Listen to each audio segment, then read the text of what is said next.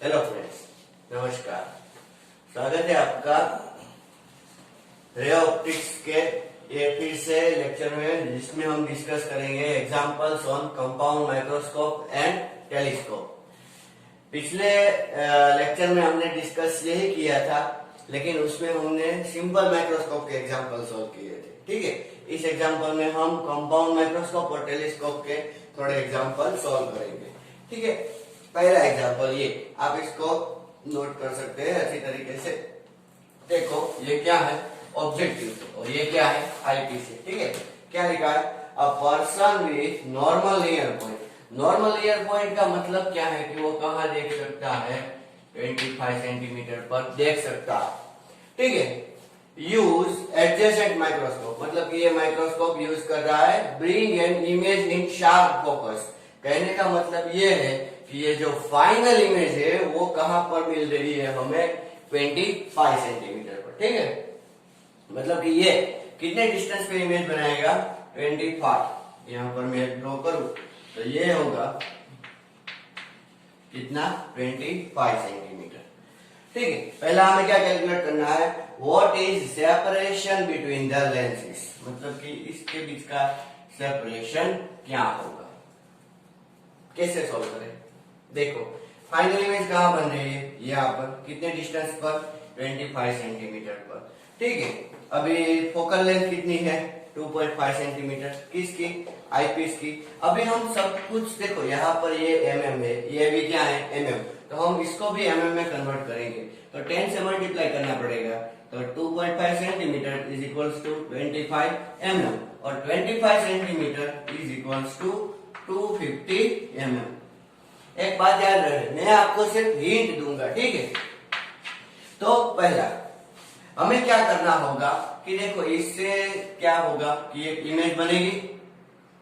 ठीक है ना, एक इमेज, यहां पर कई इमेज बनेगी, तो हम ये मान लेंगे कि ये डिस्टेंस थोड़ा सा क्या है, D1, और ये डिस्टेंस क्या है, D2, और ये पूरा डिस्टेंस क्या है, D।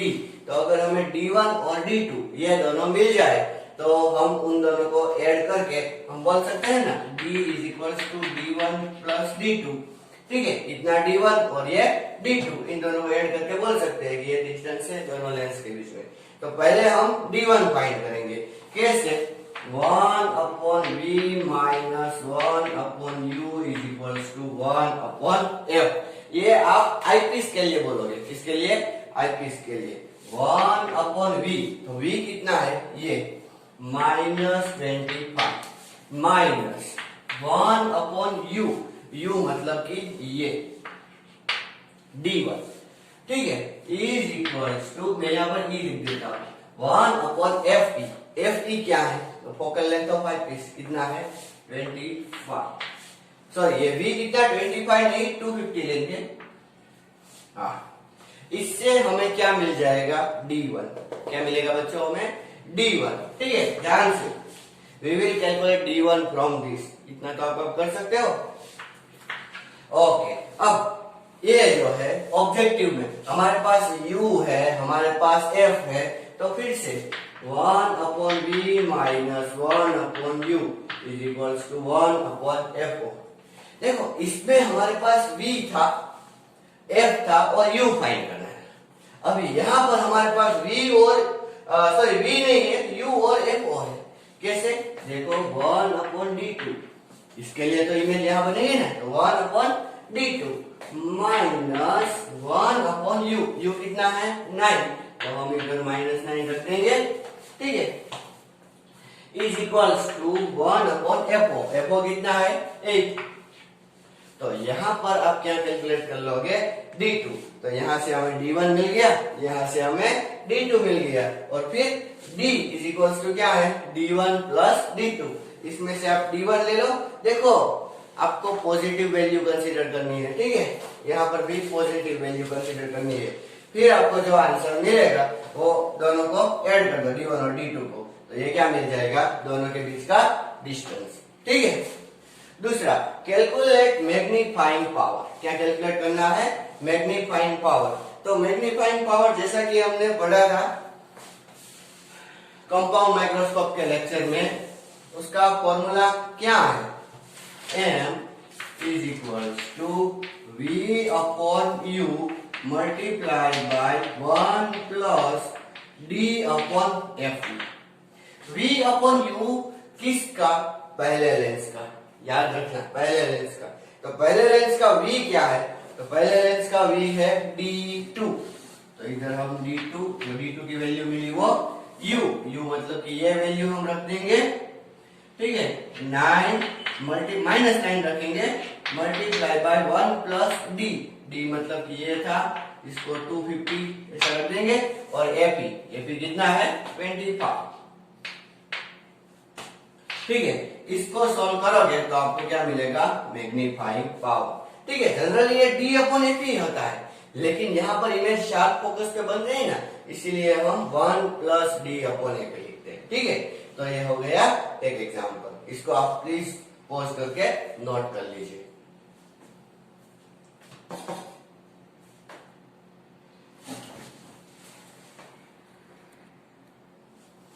ओके, ये दूसरा एग्जाम्पल है। ठीक है, इसको ध्यान से पढ़िए। एन एंगुलर मैग्निफिकेशन मतलब कि magnifying power, angular magnification magnifying power याद कीजिए, of 30x is designed using an objective of focal length 1.25 centimeter and eyepiece of focal length 5 centimeter. How will you set up compound microscope? ये फिर से compound microscope का example हो गया। तो हमें क्या बोला है कि मैग्निफिकेशन कितना है? 30। मैग्निफिकेशन है 30। तो हम कैसे उसको सेटअप करेंगे, मतलब कि कैसे हम अरेंज करेंगे कि हमें ये 30 मैग्निफिकेशन मिल जाए। और हमें दो लेंस दिए गए हैं, एक की फोकल लेंथ है 1.25 और दूसरे की फोकल लेंथ है 5 सेंटीमीटर। शुरू करें? ठीक, अब देखो मैग्निफिकेशन का फॉर्मूला क्या होता है? m is equal to v upon u, ये पहले लेंस का, ठीक है, हमने अगले एग्जांपल में देखा, into 1 plus d upon f, 1 plus d upon f, ये दूसरे लेंस का। इतना समझ में आया? ये मैग्निफिकेशन होना चाहिए। अभी मैग्निफिकेशन हमें कितना चाहिए? 30। तो यहाँ पर हम रख देंगे 30 is equal to v upon u multiply by 1 plus d कितना होता है? 25 और f किसका होता है? आईपीस का। आईपीस की फोकल लेंथ कितनी है? 5। ठीक है, तो 25 अपॉन 5 कितना हो गया? 5 प्लस 1 6। ठीक है, तो इसको डिवाइड करेंगे तो 30 अपॉन 6 क्या मिलेगा? 5। ऐसा बोल सकते हैं। तो v upon u is equal to क्या मिला? 5। तो v इज इक्वल टू कितना आएगा? 5u आएगा। v is equal to 5u। तो 1 upon v minus 1 upon u is equal to 1 upon f। मैं ऑब्जेक्टिव के लिए लिख रहा हूं। अभी v इज इक्वल टू क्या है हमारे पास? 5u minus 1 upon u is equal to 1 upon f। इससे आप u सोल्व कर लीजिए। क्या सोल्व कर लीजिए? u। तो आपको पता चल जाएगा कि ऑब्जेक्ट का डिस्टेंस कितना होना चाहिए। इससे u पता चल जाएगा। u से इधर आप u की वैल्यू रखेंगे, आपको v पता चल जाएगा। अगर ये पता नहीं चले तो भी कोई मतलब कि प्रॉब्लम नहीं है, u पता चल जाएगा। अच्छा सॉरी, ये अगर v पता चल जाए तो भी अच्छी बात है। क्यों? क्योंकि देखो ये पहला लेंस है, ये दूसरा लेंस है, तो ये है u। ठीक है, हमें d डिस्टेंस पर चाहिए। कितने डिस्टेंस पर चाहिए? d डिस्टेंस पर। और फिर यहां से हमें क्या पता चल जाएगा? v। ये v भी पता चल गया, जिससे इसकी फाइनल इमेज कहां बनेगी? ठीक है, और हाँ एक चीज में और भूल गया, 1 upon v minus 1 upon u is equal to 1 upon f फिर से लगाएंगे, जिसमें v इज इक्वल टू हम रखेंगे माइनस 25 और u फाइंड करना है, ये इतना u। ठीक है, इसको हम u डैश बोल देते हैं। और वो जो f हुई वो फोकल लेंथ किसकी थी? आईपीस की। वो कितनी है? 5 सेंटीमीटर। इससे हमें क्या मिलेगा? u dash. क्या मिलेगा, u डैश। तो v और u डैश उन दोनों को ऐड कर देंगे तो हमें इनके बीच का डिस्टेंस मिल जाएगा, इन दोनों लेंस के बीच का डिस्टेंस। तो इतना डिस्टेंस रखना होगा, यहाँ पर ऑब्जेक्ट रखना होगा। ऐसा अगर हम सेटअप करेंगे तो हमें क्या मिलेगा, मैग्निफिकेशन 30x। ठीक है, देखो पहले मैं बोल दूं क्या यूज किया, मैग्निफिकेशन का फॉर्मूला यूज किया। मैग्निफिकेशन का फॉर्मूला ये है 30 इज इक्वल टू ऐसा रखा 1 प्लस v बाई f। तो हमें v upon u is equal to कितना मिला, 5 मिला। इससे हमने डिराइव किया v और u के बीच का रिलेशन। ओके, और v is equal to 5u हमने इधर रखा तो हमें u मिल गया, ये ऑब्जेक्ट डिस्टेंस। ओके, ये u मिला और u को इधर रखा तो हमें क्या मिल गया, v मिल गया। Very good. अगर हमें v मिल गया है तो u v, अगर तो फिर हमें सिर्फ u डैश फाइंड करने की जरूरत है। वो हम इसमें लेंस फॉर्मूला रख के फाइंड कर सकते हैं, 1 upon v minus 1 upon u is equal to 1 upon f। ठीक है, तो इसको आप नोट कर लीजिए। ओके, तो अभी ये तीसरा एग्जांपल आप पढ़ो। इसमें क्या लिखा है, a telescope has FO equal to 144 centimetre and FE is equals to 6 centimetre. FO मतलब ऑब्जेक्टिव की फोकल लेंथ, FE मतलब कि आईपीस की फोकल लेंथ। ठीक है, कैलकुलेट मैग्नीफाइंग पावर। क्या कैलकुलेट करना है, मैग्नीफाइंग पावर। और दूसरा क्या कैलकुलेट करना है, distance between objective and eyepiece. पहला मैग्नीफाइंग पावर, वेरी सिंपल। देखो ऐसा एग्जांपल अगर आ जाए तो आपकी बहुत अच्छी किस्मत, आप बोल सकते हो एग्जाम में। ठीक है, m is equals to FO upon FE। FO की वैल्यू रखो 144 और FE की वैल्यू रखो 6। ठीक है, आपको क्या मिल जाएगा, मैग्नीफाइंग पावर। दूसरा distance between objective and eyepiece. तो distance between objective and eyepiece को बोला जाता है L। L मतलब FO प्लस FE। याद रखिए ये क्या है, टेलीस्कोप। टेलीस्कोप में L is equals to FO plus FE, इसको हम बोलते हैं tube length also. Okay, what we are saying it is the tube length as well as distance between objective and eyepiece. Objective lens and eyepiece. तो L is equals to FO plus FE कर देंगे तो क्या मिलेगा हमें, L is equals to 144 plus 6 is equals to मिलेगा 150 centimetre. ठीक है, बहुत सिंपल एग्जांपल था। ओके, इसको आप नोट कर लीजिए।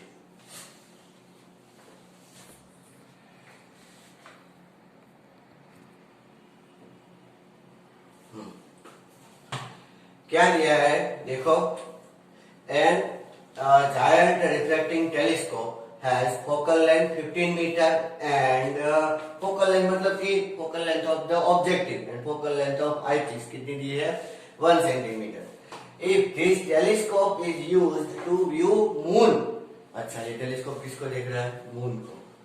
ठीक है, calculate diameter of image of moon formed by objective lens. मतलब कि जो इमेज बनाएगा वो ऑब्जेक्टिव लेंस, वो जो इमेज है उसका डायमीटर कितना होगा। ठीक है, और दूसरा क्या है, डायमीटर ऑफ मून दिया है और रेडियस ऑफ ल्यूनर ऑर्बिट, मतलब कि यहाँ से मून का डिस्टेंस दिया हुआ है।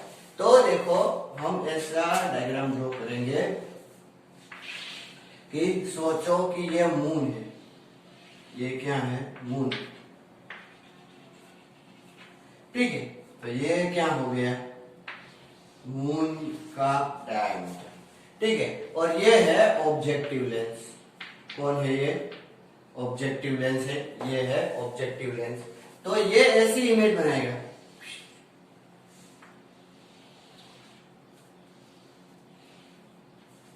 ठीक है, ये मून है और ये है इमेज ऑफ मून। ये रियल मून है और ये क्या है, इमेज ऑफ मून। और आपको पता है मून बहुत दूर है।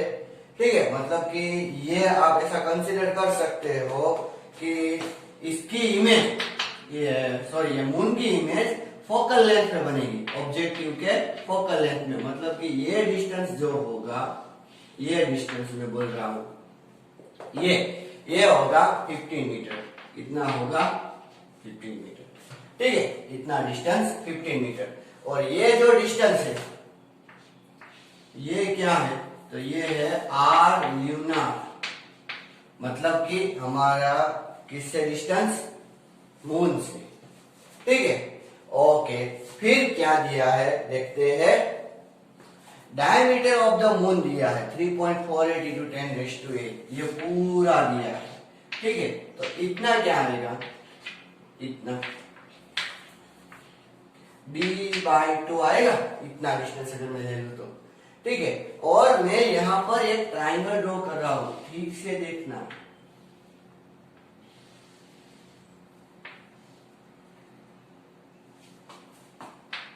एक नहीं सॉरी 2 ट्राइंगल, जिसमें मुझे ये पता है, देखो मैं इसको बोल देता हूं A B C D E, ये मुझे पता है क्या है, ये आर ल्यूनार, ठीक है। फिर ये पता है ये कितना है, 15 सेंटीमीटर, क्यों, क्योंकि इमेज ऑलवेज कहां पर बनती है, फोकस या तो फोकल प्लेन में। तो ये दोनों पता है, BC और CD पता है, और ये d/2 मतलब d मतलब कौन सा, डायमीटर ऑफ द मून, और उसकी रेडियस वो मुझे पता है। तो हमें फाइंड क्या करना है, DE, that is unknown. Okay, तो ये अगर हमें फाइंड करना है तो देखो ये दोनों ट्राइंगल सिमिलर है, कैसे, ये वर्टिकली अपोजिट एंगल है, ये 90 डिग्री वाला एंगल है, और ये है अल्टरनेट एंगल, ठीक है। तो ये सिमिलर हो गए, तो हम क्या बोल सकते हैं यहाँ पर, AB/DE